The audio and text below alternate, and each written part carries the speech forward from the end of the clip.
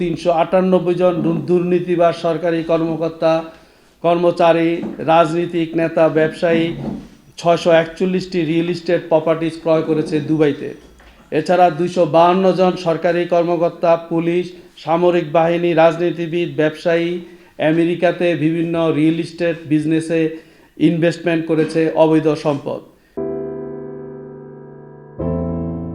Canadian human rights international organization গত 2014 সন হতে পৃথিবীর বিভিন্ন আন্তর্জাতিক অধিকার ও গণতান্ত্রিক সংস্থা এবং গ্রুপের সাথে একযোগে বাংলাদেশে জনগণের নিরাপত্তা, গণতন্ত্র, মানবাধিকার প্রতিষ্ঠার জন্য কাজ করে যাচ্ছে। আমাদের উল্লেখযোগ্য কাজের মধ্যে ছিল 2018-তে এবং 2019-এ বেগম খালেদা জিয়াকে mother of democracy award and democracy award প্রদান করা এবং গত 3টি সামিট ফর ডেমোক্রেসিতে বাংলাদেশের তৎকালীন ফ্যাসিস্ট মাফিয়াতন্ত্রের সরকার যাতে অংশগ্রহণ করতে না পারে সেখানে আমরা সরাসরি ইউএস গভর্নমেন্টকে প্রেশার করেছিলাম। এজন্য বাংলাদেশ সরকার গত 3টি সামিট ফর ডেমোক্রেসিতে জয়েন করতে পারেনি। এছাড়া র্যাপিড অ্যাকশন ব্যাটালিয়নকে যে স্যাংশন এবং 7031C আন্ডারে জেনারেল আজিজকে যে ক্যালাপ্টোক্রেসির কারণে স্যাংশন ইত্যাদি বিষয়ে আমরা গ্লোবালি অ্যাডভোকেসি করেছি এবং ক্যাম্পেইন করেছি। আমরা বাংলাদেশের জনগণের মানবাধিকার এবং গণতন্ত্র, ভোটের অধিকার প্রতিষ্ঠার জন্য অন্যান্য গ্রুপের সাথে কাজ করছি। আপনারা নিশ্চয়ই অবগত আছেন, গত 2009 সন হতে বাংলাদেশে একটি অগণতান্ত্রিক ফ্যাসিস্ট মানবাধিকার লঙ্ঘনকারী, গরিব অসহায় জনতার সম্পদ লুণ্ঠনকারী একটি অবৈধ সরকার নিয়োজিত ছিল। তারা পৃথিবীর অন্যান্য ফ্যাসিস্ট সরকারের ন্যায় একটি লুটেরা ও শোষণকারী গোষ্ঠী সৃষ্টি করেছিল। এই গোষ্ঠী কিছু সংখ্যক ক্ল্যাপ্টোক্রেসি মানে হচ্ছে দুর্বৃত্ত দ্বারা একটা রাষ্ট্র এবং রাষ্ট্রযন্ত্র পরিচালিত হয়, সেটাকে বলে ক্ল্যাপ্টোক্রেসি। সেইটার আওতায় সরকারি, সামরিক, বেসামরিক কর্মকর্তা, অসাধু ব্যবসায়ী, রাজনীতিবিদ এই গোষ্ঠী বাংলাদেশে 85% জনগণের ভোটের ও বাঁচার অধিকার কেড়ে নিয়েছিল। আপনারা অবগত আছেন, গত 15 বছরে প্রতি বছর প্রায় 15 থেকে 17 বিলিয়ন ডলার তথা 256 বিলিয়ন ডলার পলায়নকারী স্বৈরাচার সরকারের সুবিধাভোগী লোকজন Canada, America, Europe, UAE, Singapore বিভিন্ন দেশে পাচার করেছে। আপনারা অবগত আছেন, গত 2022 সনে নরওয়ে ও আমেরিকার 2টি সংস্থা উল্লেখ করেছিল 398 জন দুর্নীতিবাজ সরকারি কর্মকর্তা, কর্মচারী, রাজনীতিক নেতা, ব্যবসায়ী 641টি রিয়েল এস্টেট প্রপার্টিজ ক্রয় করেছে দুবাইতে। এছাড়া 252 জন সরকারি কর্মকর্তা, পুলিশ, সামরিক বাহিনী, রাজনীতিবিদ, ব্যবসায়ী আমেরিকাতে বিভিন্ন রিয়েল এস্টেট বিজনেসে ইনভেস্টমেন্ট করেছে অবৈধ সম্পদ। তাছাড়া কানাডাতে কয়েকশত ব্যবসায়ী, রাজনীতিবিদ, সরকারি আমলা বিভিন্ন অবৈধ সম্পদ পাচার করে বেগমপাড়া কিংবা অন্য নামে বেনামে হাজার হাজার কোটি টাকা পাচার করেছে। আপনারা এও জানেন, বাংলাদেশের প্রায় 30 জন শিপ ব্রেকিং ব্যবসায়ী চট্টগ্রামের তারা 30,000 কোটি টাকা বিদেশে গত 15 বছরে পাচার করেছে। এখানে উল্লেখ করা প্রয়োজন, অবৈধ সরকার তার ক্ষমতা টিকিয়ে রাখার জন্য বাংলাদেশে গত 15 বছর প্রায় 1,500 এনফোর্স ডিসঅ্যাপিয়ারেন্সের মতন কেস তারা করেছে এবং 4,000-এর উপর এক্সট্রা জুডিশিয়াল কিলিং চালিয়েছিল। এছাড়া গত জুলাই আগস্টে বাংলাদেশের ছাত্র জনতার যে আন্দোলন, যে অভ্যুত্থান, বিপ্লব, সেখানে তারা এই আপরাইজকে দমন করার জন্য সামরিক, আধা সামরিক বাহিনী, আইনশৃঙ্খলা বাহিনী, সরকারি দলের সন্ত্রাসী ক্যাডারগণ বিভিন্ন মারণাস্ত্র, দেশীয় অস্ত্র ব্যবহার করে 2,500 থেকে 3,000 ছাত্র জনতাকে জাস্ট 2 সপ্তাহে কিল করেছে। এছাড়া 35,000-এর উপরে বর্তমানে অমানবিক পঙ্গুত্ব বরণ করেছে এবং তারা মানবেতর জীবনযাপন করেছে। এখানে আমি একটা জিনিস উল্লেখ করতে চাই, বাংলাদেশে আমরা জানতে পেরেছি যে সমস্ত আইনশৃঙ্খলা বাহিনীর লোকজন এই গুলি কিংবা নির্যাতনের সাথে জড়িত ছিল, তারা বলছেন যে they obey the superior order.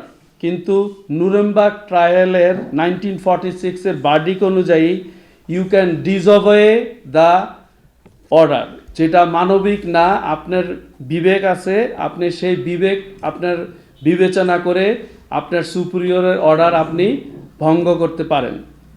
আমরা মনে করি বাংলাদেশের তৎকালীন সরকার রোম ইনস্টিটিউট আইসিসির article 7 crime against humanity attack directed against the civilian and population, they did torture, inhuman treatment, abduction, persecution, as well as Article 8 war crime and crime aggression, এই অপরাধে তারা লিপ্ত। বর্তমান বাংলাদেশের যে অন্তরিম সরকার এই আইনের আওতায় তাদেরকে জরুরি ভিত্তিতে আইনের আওতায় আনতে হবে। এছাড়া বাংলাদেশের যে সকল ফ্যাসিস্ট মাফিয়াতন্ত্রের লোকজন গত 15 বছর প্রায় $256 বিলিয়ন বিভিন্ন দেশে পাচার করেছে, তাদের জন্য বিভিন্ন ধরনের আইন আছে। আইনগুলির মধ্যে আছে OECD 1997, UNCAC 58, October 23, Foreign Public Officials in International Business Transaction Canada 1998, Freezing Asset of Corrupt Foreign Officials Act FACFOA, Justice Department, Justice for Victims of Corrupt Foreign Official Act, Sergei Magnitsky Act 2017, USA the Foreign Corrupt Practice Act 1977 FCPA, তারপরে ইউকের আছে global human rights and anti corruption regulation 2021, European union global human rights sanction 2020 অনুযায়ী বাংলাদেশের থেকে যে অর্থগুলি পাচার হয়েছে এজন্য স্টোলেন অ্যাসেট রিকভারি একটা ওয়ার্ল্ড ব্যাংক এবং জাতিসংঘের ওরা টুগেদার কাজ করে। সেই আওতায় বাংলাদেশ সরকার সেই টাকা আইডেন্টিফাই করতে হবে, ট্র্যাক করতে হবে এবং অ্যাসেট ফ্রিজ করে আমরা সেটা বাংলাদেশে রিটার্ন করাতে চাই। এজন্য আমরা কাজ করতেছি। কিন্তু দুঃখের বিষয়, আমরা অলরেডি গত 4 মাসে কয়েকটা চিঠি অ্যান্টি কারাপশন ডিপার্টমেন্টকে, law ministry as well as Bangladesh ব্যাংকে চিঠি দিয়েছি, আজও পর্যন্ত কোনো উত্তর পাইনি। দুঃখের বিষয়, গত পরশুদিন আমি অ্যান্টি কারাপশন অফিসে গিয়েছিলাম। আমি ওনাদের চেয়ারম্যান সাহেবের সাথে দেখা করার জন্য। ওনারা আমাকে লং প্রসিডিউর বলতেছে। আমি বলেছি যে আমি বাংলাদেশে এসেছি 2-1 দিনের জন্য, I want to talk with him. কারণ আমরা আরও 2টি আন্তর্জাতিক মিডিয়ার সংস্থার সাথে কাজ করতেছি, মূলত কানাডাতে এবং আমেরিকাতে যারা গত স্বৈরাচার সরকারের যারা টাকা পাচার করেছে তাদেরকে আইডেন্টিফাই করার জন্য, তাদেরকে আইনের আওতায় আনার জন্য।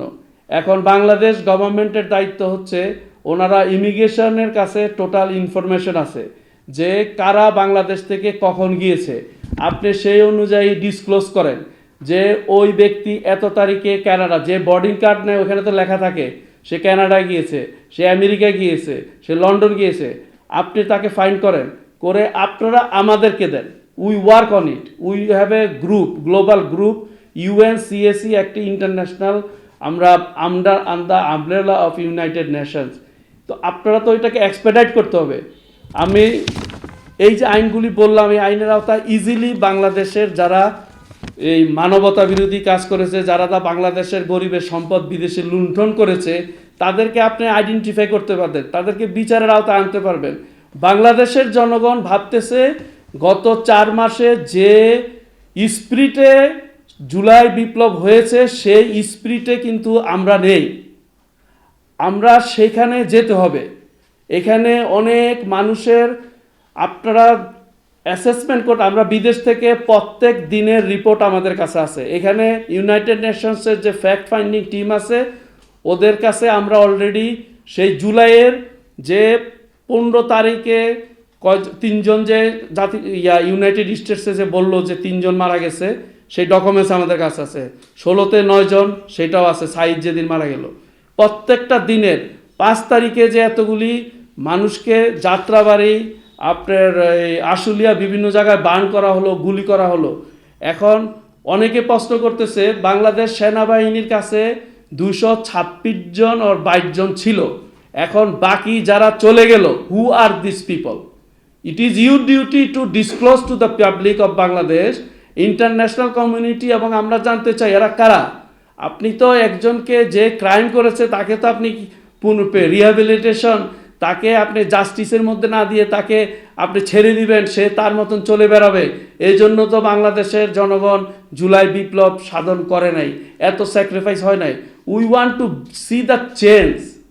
সো আমরা দেখতেছি টলারেন্স আমাদের বাংলাদেশে জনগণের মধ্যে একটু কম। আমরা সহনশীল হতে হবে, আমাদের মানুষের ইনক্লুসিভ আনতে হবে। আমাদের এখন ডিভিশন করলে চলবে না।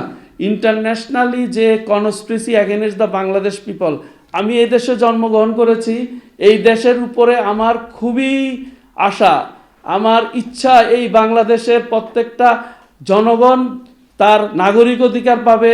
আমি ক্ষুদ্র কিছু কথা বলি, যে আপনি একজন জনগণ, আপনি একটা ভোটার আইডি কার্ড অর জন্ম নিবন্ধন কার্ড অথবা মৃত্যু, এই সিম্পল জিনিস যদি আপনি নিতে যান, একটা লোকের minimum 15 to 20 days they have to back and fourth.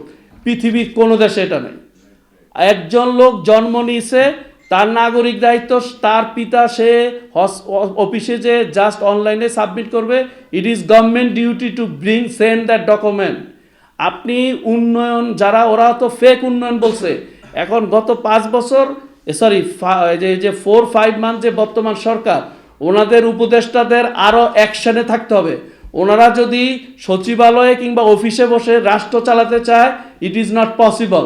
এইটা হচ্ছে ফ্র্যাজিলিটি কান্ট্রি। বাংলাদেশ একটা ভঙ্গুর রাষ্ট্র। আমি এখানে একটা জিনিস বলতে চাই, ডোনাল্ড ট্রাম্প এই জানুয়ারিতে আসবে, ওর যে গত টার্মে যখন ছিল, তখন বাংলাদেশকে গ্লোবাল ফ্র্যাজিলিটি অ্যাক্টের 1 নম্বর লিস্ট বাংলাদেশ ছিল। পরে যে কারণে হোক এখন হাইতি চলে গেছে। changeTV.press, এক ফোঁটা হলুদও নেই।